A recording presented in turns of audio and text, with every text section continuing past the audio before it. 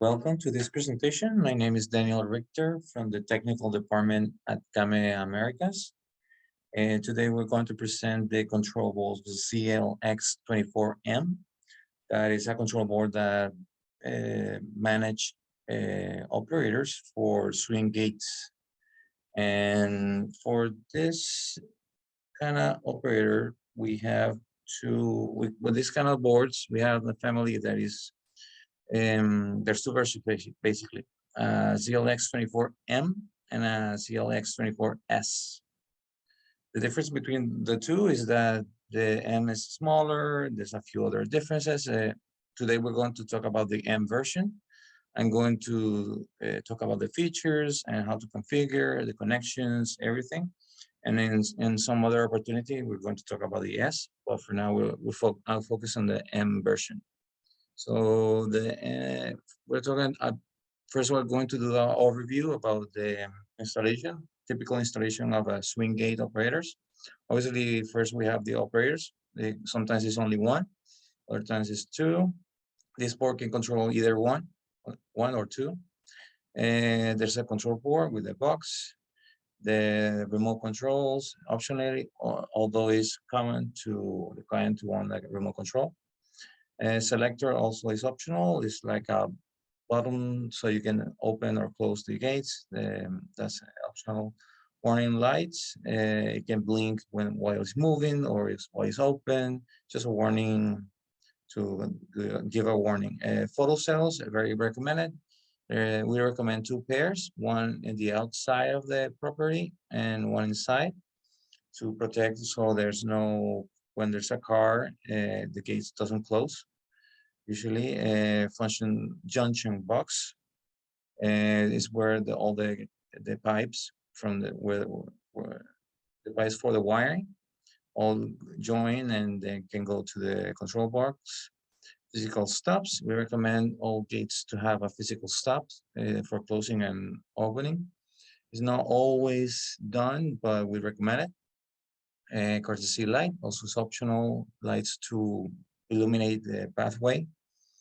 And we're going to talk about the different types of operators. This board can control all 24 volts operators for CAME, and also it can control other motors that are not CAME, generic motors. But I'm going to just give an introduction of the types of drives. And there's an articulated arm. There's the warm drive, the one that I have over here. I'm going to show you later. And there's an underground operator. This one is the frog for 24 volts. So these boards can control all 24 volts operators from CAME. It's the first time we have this. And there's different types of limits. Sometimes there's a limit switch, sometimes magnetic or just normal switches. Or there's another type that is mechanical physical stops that is usually work together with an encoder. That's the one I have over here. I have an axle, and I'm going to show later. It works with limit, physical stop basically, and the encoder. A very easy connection. So there's two types of limits that this board usually have. This is the differences between the M and S version. Like I said, the M version is smaller. There's less space for accessories. Actually, there's basically no space. And the S version has much more space and more features. The display for the S version is the graphic, and the M version that I have over here, I'm going to show you later, is only 4 digits, 7-segment display. The S version has a cover. The M version doesn't have a cover in the board. And both have a connection for a CAME key slot that you can connect a CAME key, so you can configure everything from the phone. Or you can connect our CAME Connect, so you can connect from Wi-Fi and connect to the internet that way, and you can the client can control the control board remotely, and also you can configure as a technician. You can configure everything, although that's another subject for another time. The S version has 4 inputs for safety devices. The M version that I have over here is only 2. Both has real system, is compatible, so you can connect the little small card and you can connect to a wireless accessories. We call it real. And there's also a connector for bus system that is an accessories wired by two wires. And it's a serial communication, the only two wires. I can go to many accessories. Usually it's a keypad, maybe a photocell.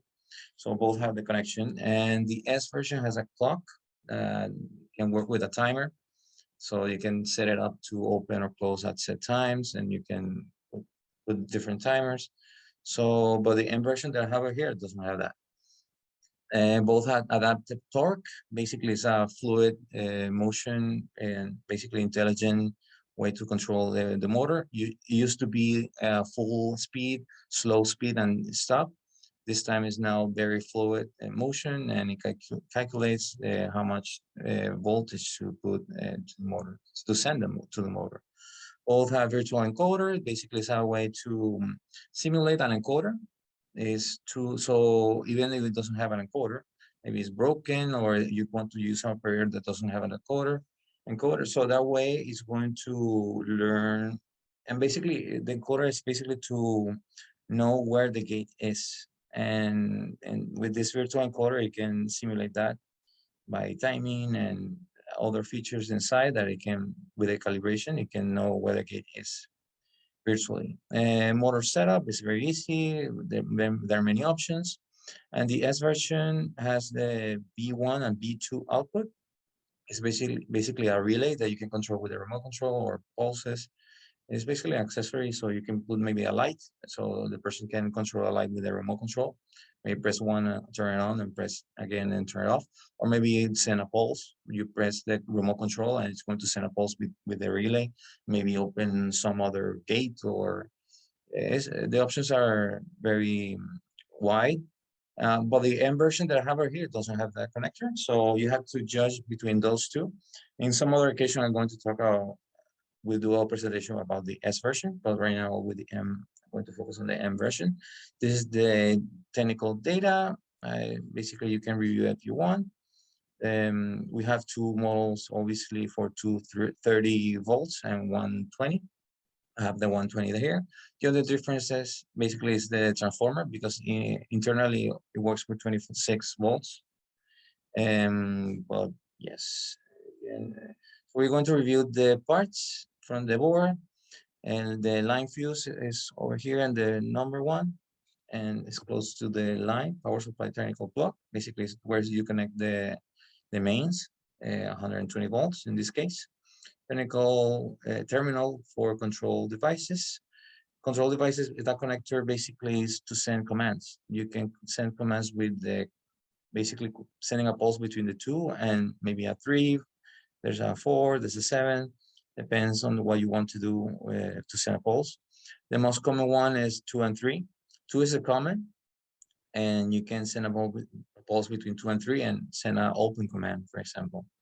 I'm going to show that later when I do the actual configuration and practice with the actual board. Terminal for safety devices. That terminal is to connect the Photocells, for example, or any other safety device. Memory roll card connector is a small memory, so you can upload all the configuration and remote control data. And basically, you can put that in the memory. The memory, you can unplug it and put it in another board and send the same data. It's a way to transpass the configuration and all the remote controls users. And a nice feature. Connector for a Kame key. That's where you can connect the Kame key or the Kame Connect. It's a very easy to just plug. It's like a very universal connector for Kame. This is the display. In this case, it's just 7-segment display. Programming buttons. It's a 4 buttons. I later going to show you how to program. RSE card connector. That's for serial communication. You have to connect their RSE card. It's optionally if you're going to use that function. In this case, I'm not going to use it. Real connector, that's for connecting the real card. So you can use wireless accessories. Connector for radio frequency card AF. That is very common. Is so you can program a remote control. If you want to program a remote control, you have to make sure you connect that AF card.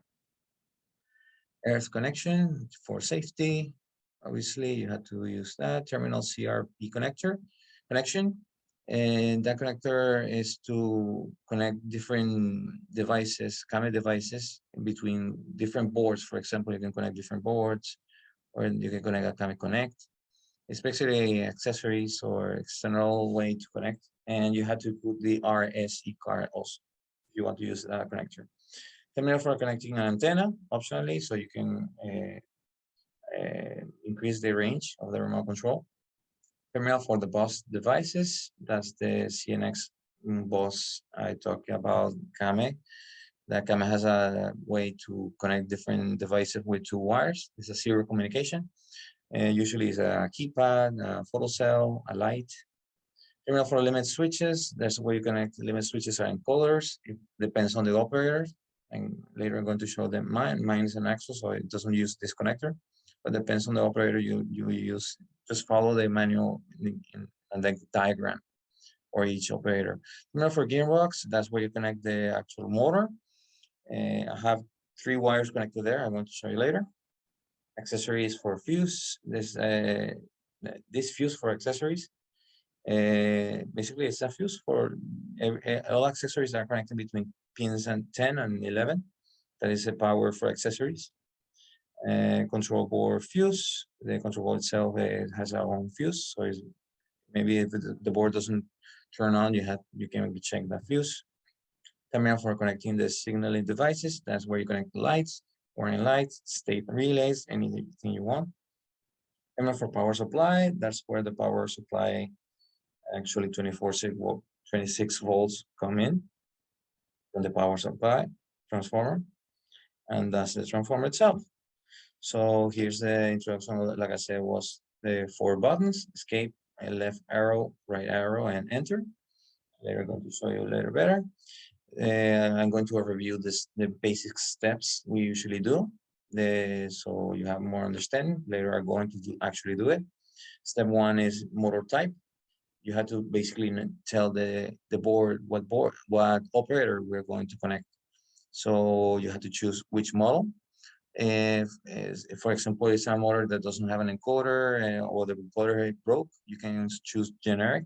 That basically we use just is 2 connections. DC motor, just 2 connections, no switches, no encoder, and it's going to use the virtual encoder we were talking about. That is going to simulate an encoder and do an estimate of where the gate is. It's not very accurate, so that's why it's not ideal, but that's an option. For my case, I have an Axo, so I would choose later in number 9 in A1. A1 is basically the option, the function. Step 2 after that is going to tell how many motors do we have. In my case, I only have 1, but if you have 2, you have to select 2. Simple. Step 3, trouble calibration. After we said those 2 things, now we can do a calibration. Basically, it's going to do a close and open cycle to basically learn the trouble of both motors. If I have 2 motors, in my case, only 1. And so you can activate that in A3. Step 4 is for Photocells. That is for connecting they have 2 inputs, the CX between 2, that is the common, and CX. So CX you can configure in F2, and in F3 you can configure CY.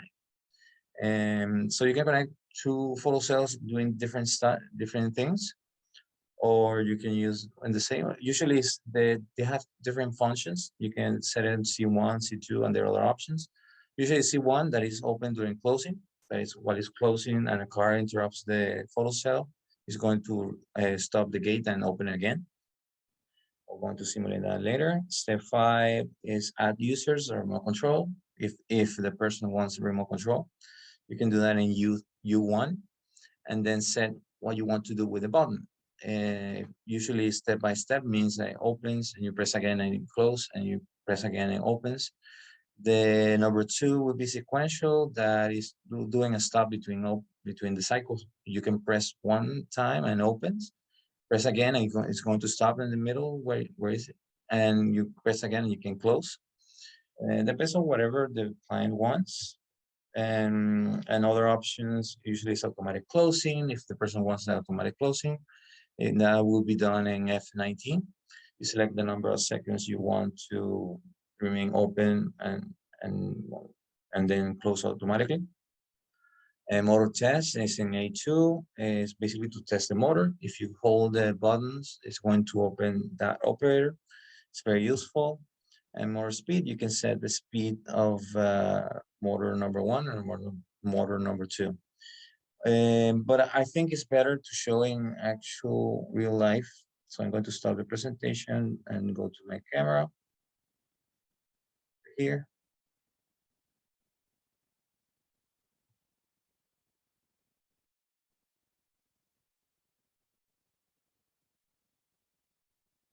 So I have the camera over here, and it's going to show, I have the board, and I'm going to do a small quick. So this is the connectors I was talking about. The transformer is coming here, 26 volts. This is the connector for the lights. This is the connector for giving commands. Right now I have a cable so we can simulate that. Commands basically will be open, connected in pin 2. You have to remember pin 2 is a common. And so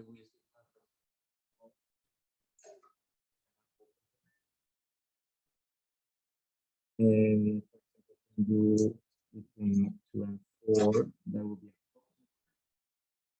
And you can also do 10. 7 is step by step.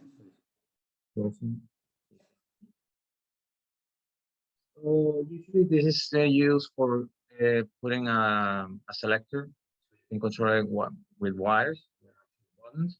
Sometimes you can connect a receiver, and this other connector I was talking about, the Photocells, so you can simulate the Photocells. But first, before that, I'm going to go through the steps, and then I'm going to activate the Photocell and show that. So as I was showing, it's kind of dark because that way you can see the display better, the camera. And okay. So the first step we were talking about is that you had to set the type of motor that that will be in A1. So let me first have escape, left arrow, right arrow, and enter. Right now it says ZL because it's closed right now, the gate.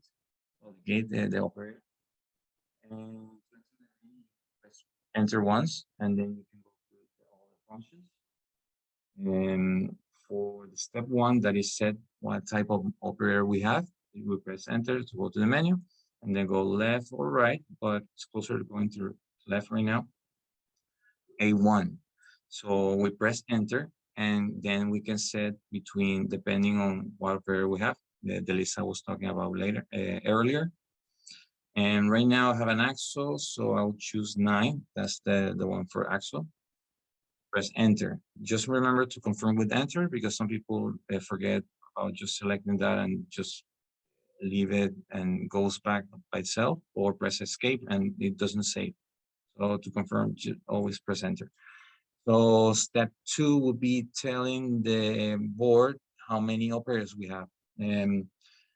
Usually by default is 2. I think I have it in 1 right now. It's in F46. Yeah, the F46 is for telling how many motors do you have. And now having 1. Sometimes it's in 2. If you are going to use 2 motors, you put it in 2. And I'm going to leave it in 1 and press enter. And so, and the connections for the motor, it's good to know right now, since we're talking about that I have an axle. Actually, I'm going to show the axle there, operator, warm drive here. And that one has only 3 cables. That's why I'm not telling too much about this, because it depends on the operators you're going to use. Some operators have more cables in here. Depends, you follow the diagrams for each one. For this one in particular, just have 3 cables. two for the DC motor, and one is for encoder. And so it's a very easy connection. And I have two connections like I showed earlier. And this is for the motor number 1. This is for motor number 2. And this is for the limit switches for number 1 and number 2. And since I'm only using one motor, that's one thing, you have to connect it in number 2 only. And that's something to keep in mind. So we're going through the steps. Right now, the display is suggesting us to do a calibration. And actually, that's step 3, about calibration. So directly because I was suggesting. But if you're not there, you can go normally go to F1 and A3. Okay. A3 to do a calibration. So when I press enter and confirm going on and press enter, so it's going to close. We reach the limit.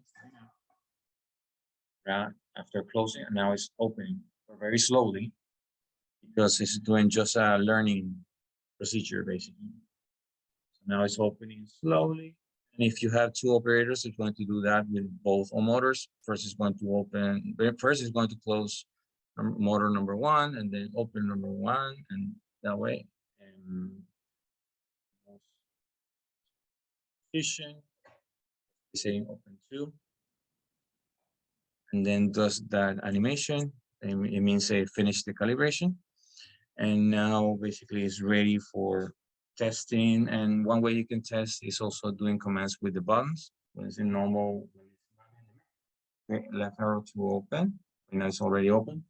You can use the right arrow for closing. So right now it's closing. To stop it with escape, you can just stop it, or just do left arrow to open again. And so step number 4 is activate the Photocells. So that one is interesting. Let's start with the connector. This one. So you see that there's a comment over there. Pin number 2 is coming. So that contact, there's another 2 here. So that's why I have the wire in the 2. And so that contact is a normally closed contact. So obviously you have to power the photocell. It can be either by and would be the positive and to the common, or you can power between pin 10 and 11. Just follow the diagram of your photocell, depends on the photocell. But usually from the photocell, there's a normally closed contact. And that right now have a cable in 2. And it could be so right now I'm going to enable that. The menu, press enter, and right now it's disabled. And I remember I told you that there are many options for photocells or the safety edges, but the most common is just C1. C1 is while the gate is closing, is going to, when you see an interruption in the beam, maybe there's a car in the driveway, it's going to stop and then open again. So that's the most common, so I'm going to select that. So when I leave the menu, it's going to show that error, C1. That's very common. It means that the contact between 2 and CX, in this case, the contact is open. When I close the contact, you see that the error is gone. It's saying there. When I open the contact, again, it's going to show the error. So that means that maybe the photocell is not well, maybe it's not aligned. So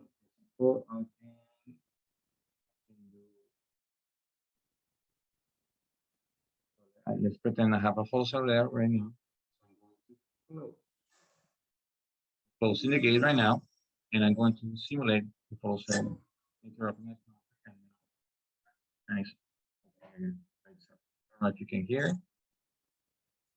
So you can do that with CX if you want. Going. So that's photocell. Step 5 would be add users. That's remote control. I have a remote control right here.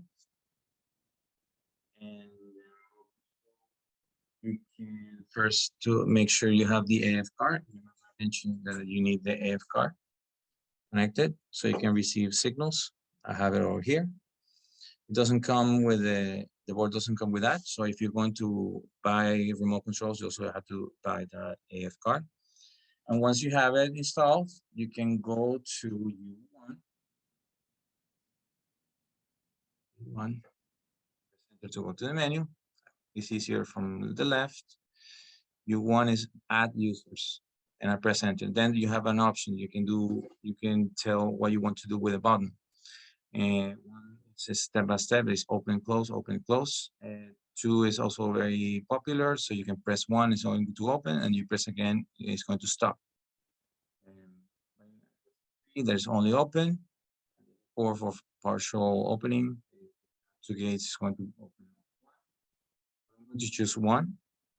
It's only have four options, so I'm going to choose only one, and then it's going to blink number one. It blinks number one, meaning that it's going to save the remote control of the button in the channel number one. This board can save 250 users. So in this case, also it's going to save one.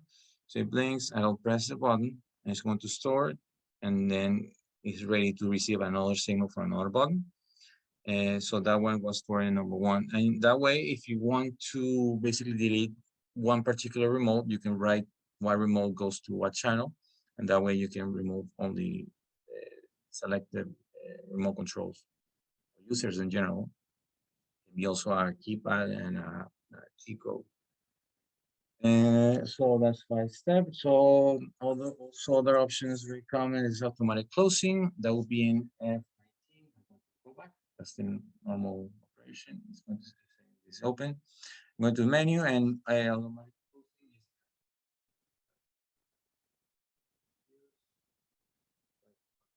seconds to select the amount of seconds and press enter. Make sure press enter. So when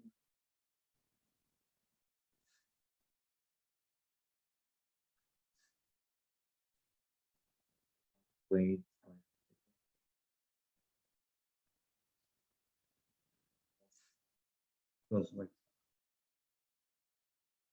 Stop it right now.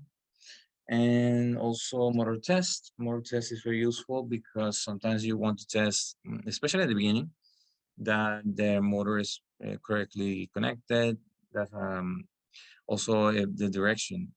You can set the direction because when you go to motor test, that is in A2. So if you hold the arrow, it's going to open motor number one. That's why it's saying open one. I don't have anything connected in motor number one, so that's why I hear a click for a relay for another relay. And if you hold the right arrow, it's going to open motor number two. Well, you have to hold it. And if you press it and it's closing, then you know that direction of the wiring is not correct. So you have to check that. Depends on the operator. In this case, you have to change, just swap those two cables. In my case, this M2 and N2, you have to flip it, and then you can reverse the direction of the opening. And then another thing you can do is motor speed. Also, that's very useful. You can do that in F28 and 29. No 28 because the F28 is for motor number one. I only set I have only one motor, so I only can set motor number two. That is in F29. And right now it's 70%. That's just normal percentage. So maybe you want to put maximum speed, and you can set it to 100%. Press enter, and then it's going to be.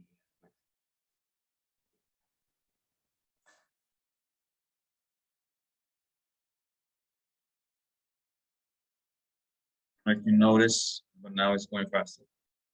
I don't know if you can hear, but it's doing a slowdown, and that's normal operation doing a slowdown so it doesn't reach the limit very too hard. You can change also the speed of that slowdown. You can change the also at what point starts the slowdown. And there's another option that maybe you want to review is open delay.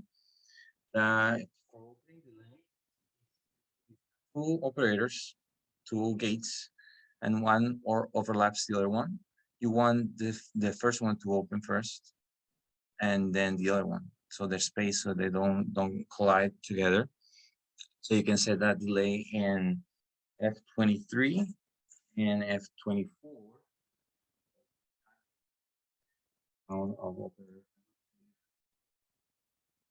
This is just to tell, I don't know if you remember, F46 to telling how many operators do you have. I'm going to say that I have two operators.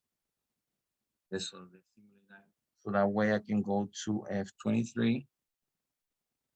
And F23 is basically how many seconds it's going to wait to open M1, motor number 1. So it's going to open motor number 2 first, and after 2 seconds, then the motor number 1 is going to open.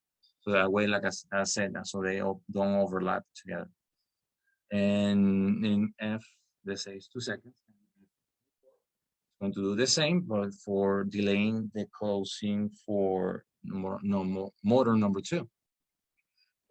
But by default, it's like that way. And if they don't overlap at all, it's very common that you just go here and put 0, or no, actually off, and you press enter for F23 instead of going 2 seconds.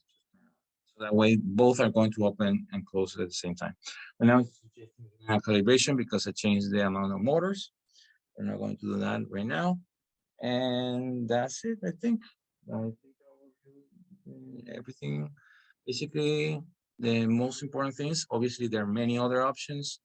There's lights, locks, there's all kinds of features that you can explore in the manual. But at least if you cover everything for most installation, that's all you need. And so this is going to be recorded, and you can review it at some other time. And we always available for if you need support by email or phone. And we have videos on YouTube on the basic configuration that I'll go through. I have everything, so we're here to help. So I hope it was helpful, and in some other opportunity, we're going to talk about other boards. And so see you next time. Bye-bye.